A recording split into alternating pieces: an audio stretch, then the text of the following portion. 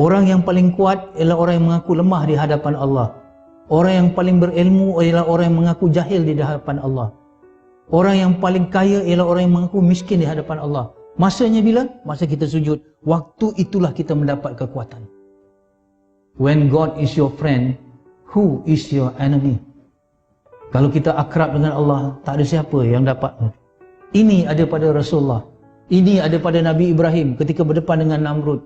Ini ada pada Nabi Musa ketika berdepan dengan Fir'aun. Betul? Semua mereka adalah kuasa kecil, kerdil, berdepan dengan tirani, zalim yang lebih hebat. Tapi mereka ada Allah.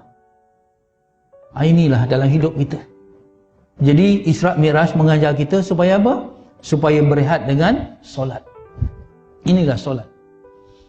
Saya dah katakan, ya, untuk baiki dunia, kena baiki manusia. Sebab manusia mencorakkan dunia, betul? Nak baiki dunia, baiki manusia. Nak baiki manusia, baiki hatinya. Sebab hati yang kontrol semua perlakuan manusia. Untuk baiki hati manusia, baiki solatnya. Itu je. Baiki solat. Solat adalah kualiti kehidupan kita. Kita nak tahu kualiti kita hidup ni sekarang okey tak? Okey. Kualiti atau tidak? Oh, saya ikut okey.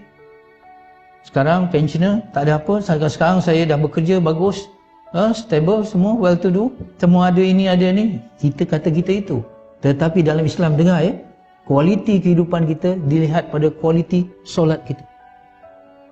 Kalau hidup kita haywire, lintang bukang, ada masalah kewangan, ada masalah kesihatan, ada masalah perhubungan, macam-macam masalah. Dah kusut sangat. Nak baiki daripada mana? Baiki daripada perkara yang paling utama, iaitu baiki hubungan kita dengan Allah melalui solat. Baiki hubungan kita dengan Allah, Allah bantu kita untuk baiki hubungan sesama manusia. Selesaikan urusan akhirat kita, insya-Allah selesai urusan dunia kita. Ini penting. Saya nak tanya tuan-tuan yang dikasihi sekalian, secara hati ke hati, kenapa kita banyak masalah sangat sekarang?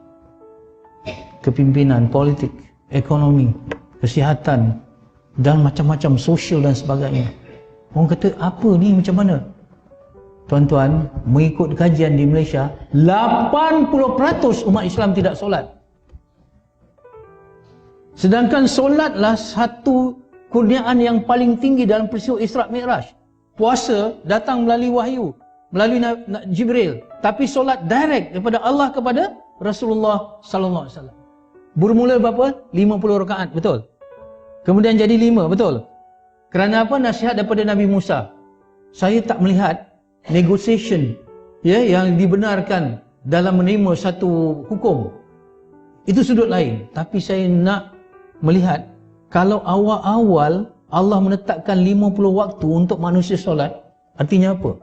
Setiap lebih kurang 20 minit azan. Setiap 20 minit azan, 24 jam. Boleh faham maksud saya? Kalau 50 waktu, saya nak bayangkan itulah keperluan manusia kepada Allah, berhubung dengan Allah. Manusia ni khuliqal insana dha'ifa, kata dalam Quran. Manusia ni dicipta lemah, keluh kesah. Dia perlu berhubung kepada Allah. Kalau ikut awal-awalnya setiap 20 minit kena hubung, tapi sekarang 5 waktu. Dia tak boleh lepas daripada Allah. Seperti mana kita tahu MH370 ada masalah. Bila? Bila dia lepas daripada radar. Bila dia tidak berhubung dengan menara kawalan, kita tahu kapal terbang MH370 ni ada masalah. Boleh faham maksud saya? Begitu juga kita ni, kena berhubung dengan Allah seperti mana kapal terbang berhubung dengan menara kawalan. Kalau kita tak berhubung, kita akan terbabas. Kita akan terhempas. Apa dia solat? Dalam surah Taha, Allah Subhanahu wa taala menegaskan, wa aqimus shalah lidzikri, dan dirikanlah solat untuk mengingatimu. Ya. Kita kena ingat Allah. Kita dengan zikrullah ni macam air pada ikan. Tanpa air, ikan akan mati. Tanpa zikir, hati akan mati. Bila hati kita mati, walaupun hardware kita, walaupun jasad kita sihat nampak, tetapi software kita dah lemah. Bila kaya tak syukur, kufur. Bila miskin putus asa, menderita. Bila sihat buat maksiat. Bila sakit mengeluh. Apa saja tak kena. Tetapi bila hati kita berhubung dengan Allah, all is well. Dapat musibah, sabar, pahala. Dapat nikmat, syukur, pahala. dapat pemberian Allah banyak ini dan sebagainya, qanaah, berpada-pada. Subhanallah, inilah kata Rasulullah, kaya sebenarnya ialah kaya hati. Kaya hati apabila ada Allah yang maha besar di dalam hati kita, segalanya jadi kecil. Tapi kalau Allah tidak besar di hati kita, masalah akan menjadi besar. Jadi peristiwa Isra' Mi'raj, kita dapat solat. Sebelum tu tak ada solat. Allah bagi solat, manusia berhubung dengan Allah bila-bila masa saja. Nak jumpa ustaz, kena buat appointment. Nak jumpa kaunselor, kena buat temu janji, betul? Jumpa Allah bila-bila. Ada masalah, Allahu Akbar, mengadu pada Allah.